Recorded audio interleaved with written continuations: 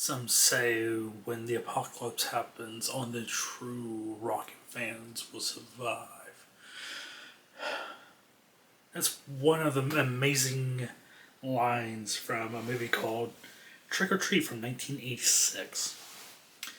Now, for a long, long time, this movie has been out of print because I think music and also Gene Simmons has a small role in it, and he kind of got this movie buried.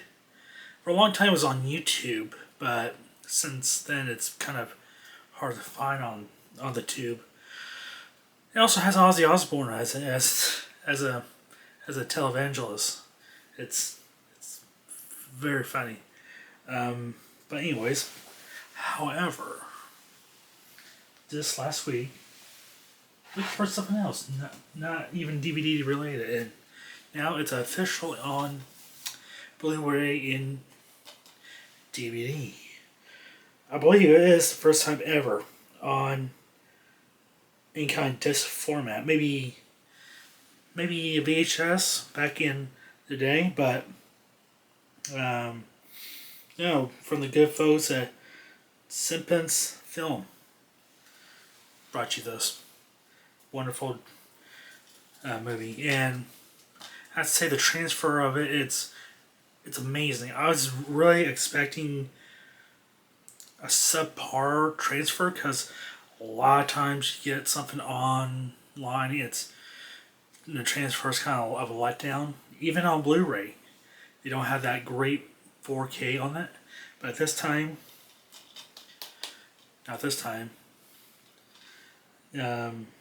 Yeah, but low. Maybe I should just read the back, because can't. Rock and Roll Will Never Die in the 1980s cult favorite that stars Mark Price from Family Ties as Eddie Winsberg, a teenager outcast who idolized Sammy Kern, played by Tony Fields, a heavy metal superstar. After Sammy dies in a violent death, his spirit returns to help Eddie get revenge on his high school tormentors. In doing so, Sammy begins a gain control of Eddie's life, bring him deeper in the world of the cult. When Eddie realizes he has become a tool of Sammy's vengeance, he attempts to stop him, and the horrifying events that follow leave no one unscathed. Basically, the whole premise of the movie is this. He gets a big fan. Apparently, he's knew him for years. Sammy Kern's from this small town. Was supposed to play the Halloween party, but unfortunately, he succumbed. But his one last record, he put the spirit in, and all heck broke loose. And if you ever took a record and spin it backwards, it's supposedly have, talking to some, hidden messages. But that's kind of the whole mythos. But don't do that; it's going to ruin your records. Yeah, that's the whole mythology idea behind that. Yeah. And like I said, Gene Simmons is a Kiss who is very protective of his work. He plays a radio disc jockey, Nuke. He gives Eddie the record. That's what the word I'm looking for. And yeah, some cool scenes in the movie. Definitely a must watch around Halloween, or if you just love heavy metal music. Yeah, but I'm definitely glad. This is like one of the, like I said, hard to find. It was like, you know, is it actually on format or is it not? But glad that this movie is going to live on for a while, and I hope it has a nice, good cult following, so to speak. And since now Gene Simmons is pretty much retired from Kiss, is doing his own stuff right now. Ozzy's pretty much retired. I don't know about Ozzy's beef with the movie, but it seems like Gene Simmons was more of the reason why this movie is kind of. It's like, yeah, nobody's going to see this movie. Yeah. But now we can. Yeah. Also, I bought Freddy vs. Jason. I already had the movie. Came with the all Nightmare on Elm Street 8 movie pack. However, this is actually the 2 disc edition that came out when the movie was released on home video. Has commentary, has the deleted scenes on the second disc. Commentary. I think I said that. And yeah, but it's actually nice to have that, because for a while this has been Freddy vs. Jason with no special features. Yeah. What else has I been up to? Well, besides rocking like a maniac, I got to see the new Looney Tunes movie. It's an okay movie for what it is, but could have been a little bit more. The right could have gone over one more time. You know, one thing I don't really understand about movies is that if what's supposed to be the bad guy is supposed to be helping the Earth, so to speak, why don't you just tell him up front, you know, and instead of being a diabolical bad guy in the film, and like almost at the end of the movie, you're doing another swerve, so to speak. Yeah, it's one of those things. I hope when the actual aliens come and maybe help us, maybe give a heads up.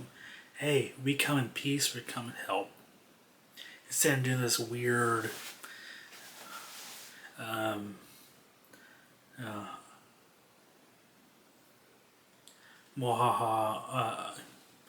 take on the earth type thing. That's kind of my one beef with any movie like that.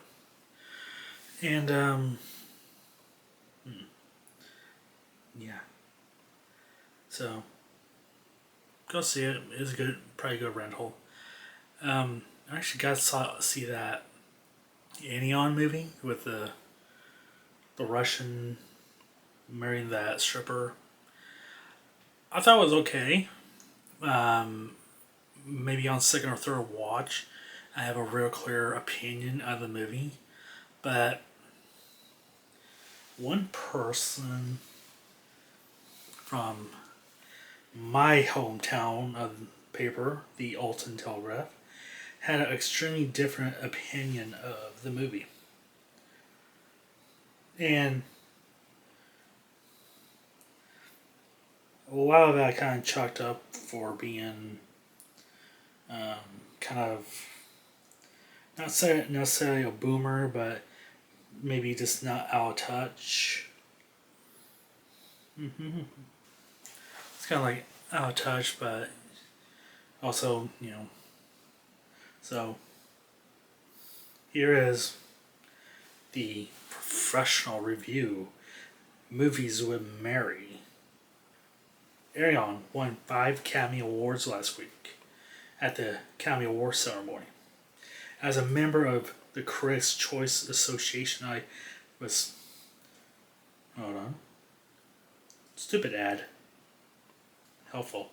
Um, I was sent before the film awards, but I didn't get a chance to view it until this weekend. I was expecting it would be seeing a fantastic movie. I was appalled. The first half of the movie was about women having sex with men on screen. Come on. Come on, lady. Really? It was two couples. It was only a couple.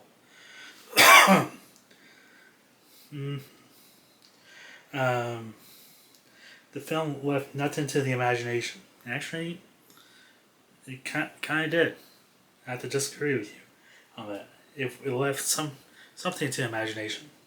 I felt like a voyeur watching an adult film.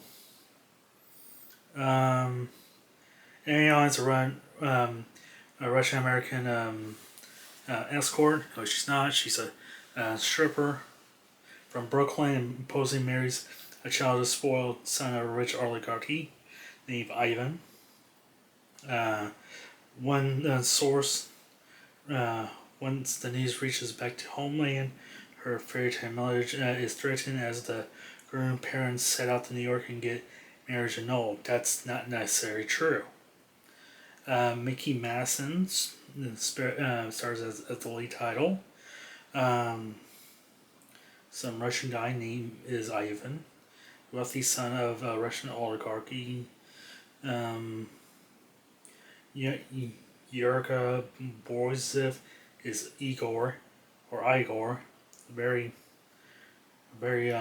stereotypal name. A Russian art henchman by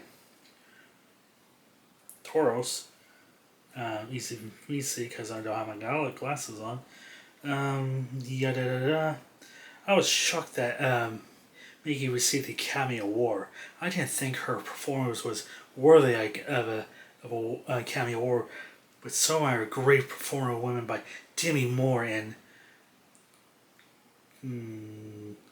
Cheyenne Eve. Yeah, that chick.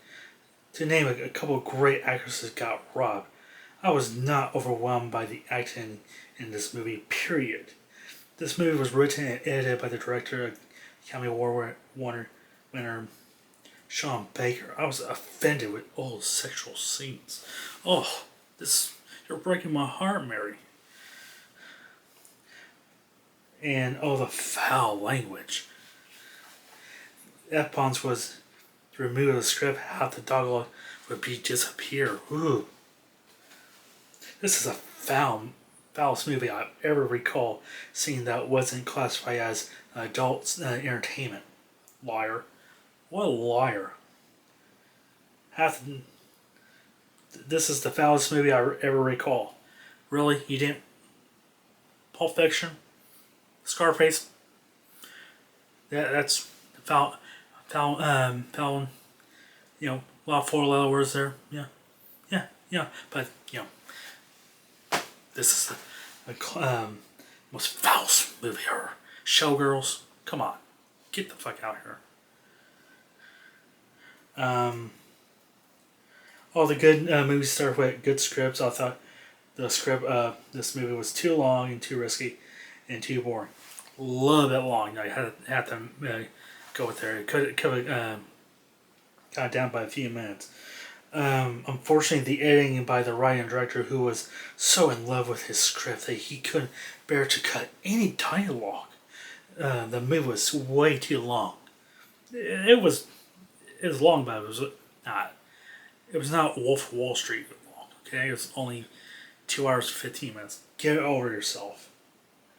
I thought I wasn't responsible to review this film, but I would turn it off if I would have watched something better like Conclave, Wicked, or The Brutalist. No. I'm going to book the Academy because I would not give this dismissal excuse for a movie 80 stars. It's R-rated, but it should be rated X. It's currently showing in Edgeworthsville. Save your money and skip this awful movie. Listen, Metro East woman. What? What a prude. Half the stuff in there, totally, she's totally wrong.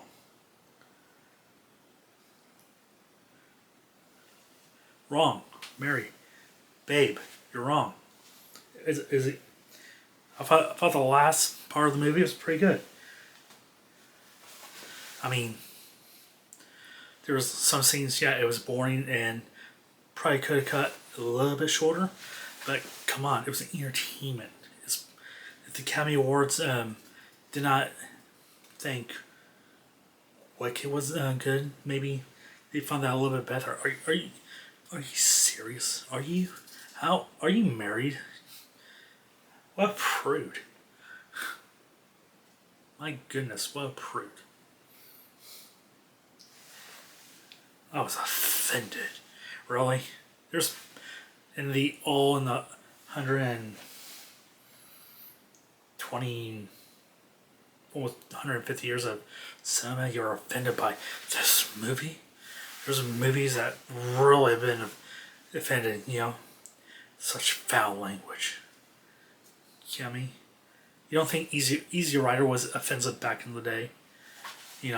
Scarface, the original Scarface, back 100 years ago, was offensive. You know what's offensive? Your review. And you claim to be a critic. That's ridiculous. What a ridiculous review. I was more offended watching Star Trek Into Darkness than this movie. I was more offended when, I don't know. But come on, you're saying this is the most offensive movie you've ever seen. Are you 5 years old? Really? Are you 5? I can see why. I'm writing for the Metro East paper, and my goodness, I got offended. Pearl clutches. Clutch your pearls. I really seen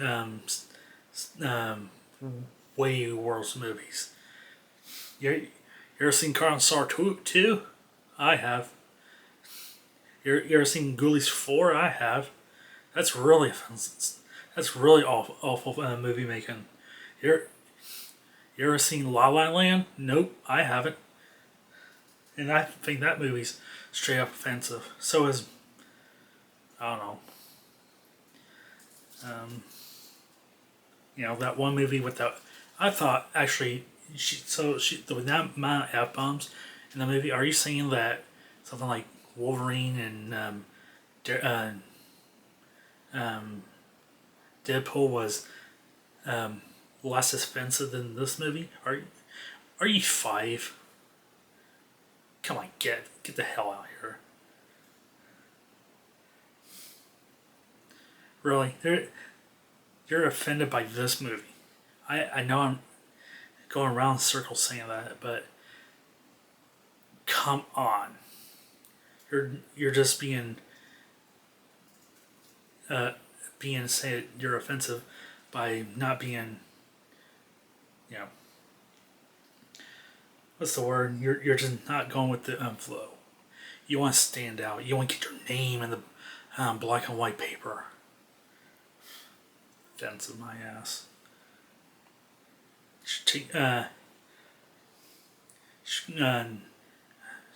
Went to school in USC. Really, I think should go back to ask USC and get our money back, because they took her for an education. Mary, please. It's borderline. It's adult entertainment. Really, have you not seen Showgirls? That was 30 years ago. Have you not seen Babylon? That was a few years ago. I mean, have you not seen the movie David Cronenberg's Crash? Come on. Siskel and Ebert got offended with that movie, and that was almost 30 years ago. Come on. Mary, I think you're being a little bit clutching pearls. No. Mary, Mary, Mary. I am so offended. I'm gonna watch Anion one more time.